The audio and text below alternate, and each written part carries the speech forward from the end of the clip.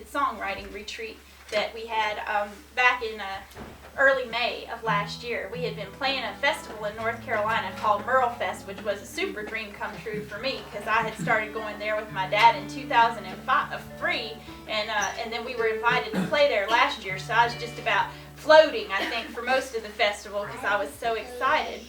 Hey, Leo, are you back? All right. Thanks for coming back. He probably had to go practice. He has a blue fiddle named Pinocchio, and he has to tend it sometimes. So. But anyhow, we had just finished playing Merle Fest, and somebody came up to us and they said, "You live in Nashville, don't you?" And we said, "Yeah." They said, "Oh, you might want to call home because there's a flood."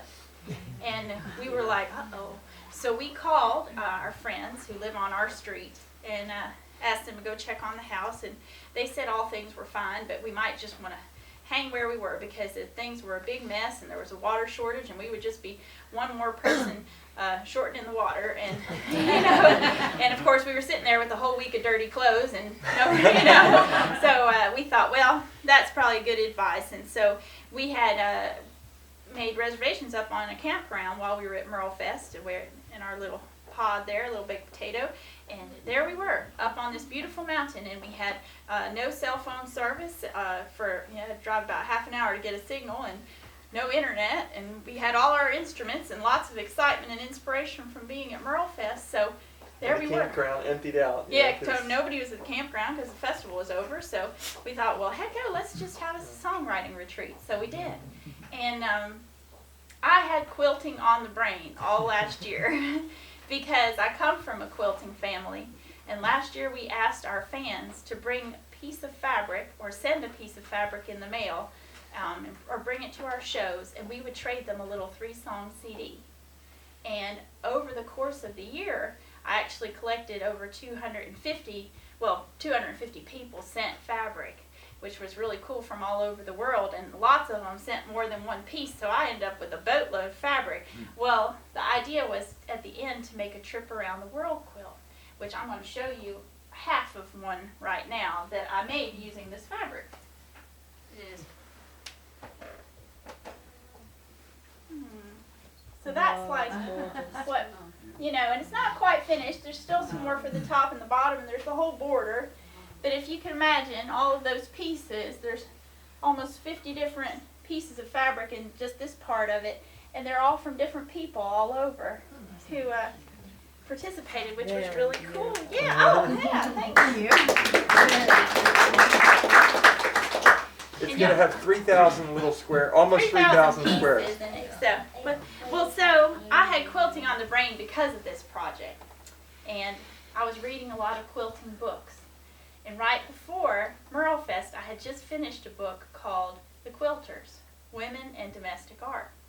Well, when I ordered the book, I thought it was just going to be, something general about quilters, and quilters being women and how that all went together.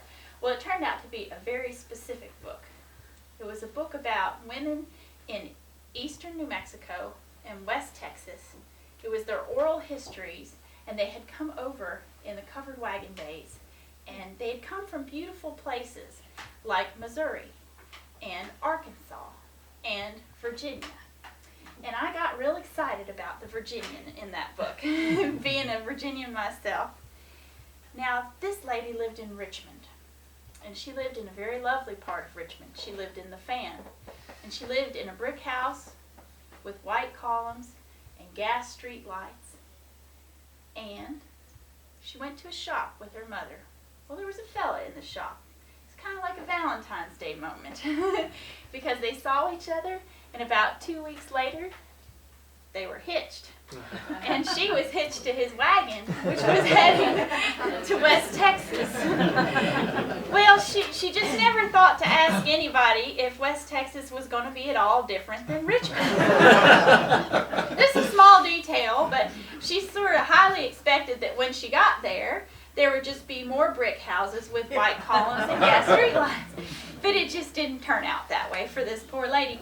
And in fact, she was going to be living in a dugout in an underground house made of dirt. And that was a real shocker for this fine lady.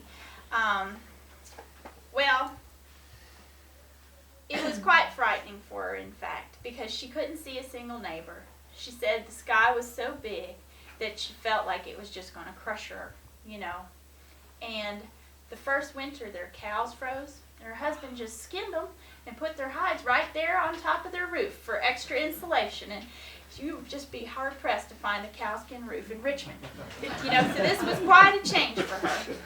And she said the thing that saved her was that windmill that they had. Of course, she never had a windmill in Richmond, but the windmill became her best friend because when she heard it turning, she knew she would have light, she knew she would have water, and she used that light to quilt by because her mother and her sister were pretty smart, and they put a whole bag of feed sack fabric scraps in the wagon with her and sent those with her. And she quilted and quilted and quilted over that first winter.